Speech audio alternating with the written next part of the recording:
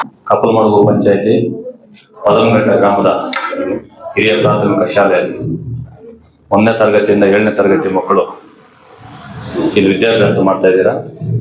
ಈ ಕಾರ್ಯಕ್ರಮಕ್ಕೆ ನಮ್ಮ ಅಣ್ಣನ ಸಮಾನರು, ರಾಜಕೀಯದ ಮಾರ್ಗದರ್ಶಕರಾದಂಥ ನಮ್ಮ ಆರ್ ರಾಜೇಂದ್ರ ಗೌಡ ಅನ್ನೋರೇ, ಮಾಜಿ ತಾಲೂಕ್ ಪಂಚಾಯತಿ ಅಧ್ಯಕ್ಷನಾದಂಥ ತ್ರಿವೇಣಕ್ಕ ಅವರೇ, ಮತ್ತೆ ಇಲ್ಲಿ ನಾನು ವಿಶೇಷವಾಗಿ ಹೇಳ್ಬೇಕಂದ್ರೆ ಧರ್ಮಾಚಲ ಬೆಂಗಂತ ನನಗೆ ಸ್ವಂತ ಬ್ರದರ್ಸ್ ಇದ್ದಂಗೆ.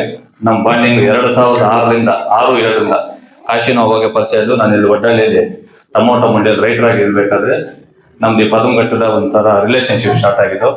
ಅವತ್ತಿಂದ ಅದೇ ರೀತಿ ಇದ್ವಿ. ನಮ್ಮ ಧರ್ಮ ಅವರೇ, ಚಲಂ ಅವರೇ, ನಾರಾಯಣಣ್ಣನವರೇ, ನಮ್ಮ ಮನೆ ಪಕ್ಕದಲ್ಲಿ ನಮ್ಮ ಅಣ್ಣನ ಸಮಾನರಾದಂಥ ವೆಂಕಟೇಶಪ್ಪ ಮಾಸ್ಟರ್ ಅವರೇ, ಮತ್ತೆ ನಮ್ಮ ಆತ್ಮೀಯರಾದಂಥ ಕಾಶಿ ಅವರೇ, ಸಾದರ್ ಬೈ, ಮತ್ತೆ ಏನು ನಮ್ಮ ಯೂಟ್ಯೂಬ್ ಮತ್ತೆ ಪತ್ರಿಕಾ ಮಾಧ್ಯಮದವರೇ, ಪುಟಾಣಿ ಮಕ್ಕಳೇ, ಶಿಕ್ಷಕರೇ, ಶಿಕ್ಷಕಿನಿಯರೇ, ನಾವು ಎಲ್ಲ ಕಡೆನೂ ಒಂದೇ ಮಾತಾಡೋದು, ಬೇರೆ ಏನಿಲ್ಲ. ಸರ್ಕಾರಿ ಶಾಲೆಗೆ ಉಳಿಬೇಕು ಅನ್ನೋದೇ ನಮ್ಮ ಆಸೆ.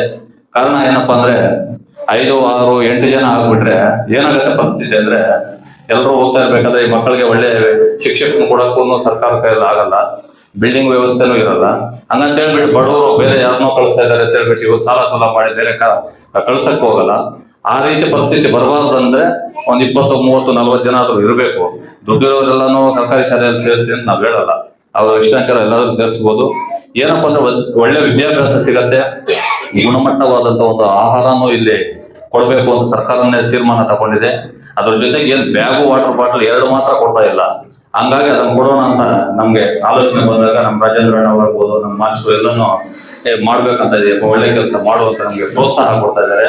ನಂಗೆ ಏನ್ ಪ್ರೋತ್ಸಾಹ ಕೊಡ್ತಾರೆ ಎಲ್ರಿಗೂ ನಾನು ಅನಂತ ಧನ್ಯವಾದಗಳು ಹೇಳ್ತಾ, ನಮ್ ಚಾನಲ್ ಒಂದು 20 days ಬ್ಯಾಕು ನಾನು ಸಂಘಟನೆ ಗುಮ್ರಾಪುರದಲ್ಲಿ ಕೊಟ್ಟಾಗ ಏನ್ ವೆಂಕಟೇಶ್ ನಮ್ಮೂರ್ಗೆ ಕೊಡ್ತಿಲ್ಲ ಚಲೋ ಮಾಡೋಣ ಅಂತ ಹೇಳಿದೆ. ಮೊನ್ನೆ ನಾನೇ ಫೋನ್ ಮಾಡಿದೆ, ಸ್ಟ್ರೆಂತ್ ಎಷ್ಟಿದ್ದಾರೆ ಹೇಳ್ತೀರ ಕೊಡೋಣ ಅಂತ ಹೇಳಿದೆ.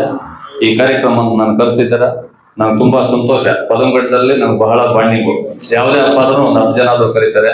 ನಮ್ಮ ರವಿ ಆಗ್ಬೋದು, ಇಲ್ಲಿರೋ ಎಲ್ಲ ಯುವಕ ಮಿತ್ರರು. ನಮ್ಮ ರಾಜ ಅವ್ರು ಹೇಳ್ತಾ ಇದ್ದೆ ಪರಿಚಯ ಇಲ್ಲ ಅಂತ. ನಾನು ಅಷ್ಟೀಜಾಗಿ ಯಾರನ್ನೂ ಬರೆಯಲ್ಲ, ಬಟ್ ಎಲ್ಲರೂ ಸಂಪರ್ಕ ಇರಲ್ಲ ಮಾತಾಡಕ್ಕೆ, ಹಂಗಾಗಿ ಮೀಟ್ ಆಗಿರಲ್ಲ. ಜೊತೆಗೆ ಮಕ್ಕಳಿಗೆ ಒಳ್ಳೆ ವಿದ್ಯಾಭ್ಯಾಸ ಹೇಳ್ಕೊಡೋ ಶಿಕ್ಷಕರ ಹತ್ರ ಕೇಳ್ಕೊಳ್ತಾ ಈ ಕಾರ್ಯಕ್ರಮ ಕರೆಸಿ 2 ಮಾತು ಮಾತಾಡೋ ಅವಕಾಶ ಕೊಡ್ತಾ ತಮ್ಮೆಲ್ಲರಿಗೂ ಮುಗಿಸ್ತಾ ಇದ್ದೀನಿ. ಜೈ ಹಿಂದ್, ಜೈ ಕರ್ನಾಟಕ.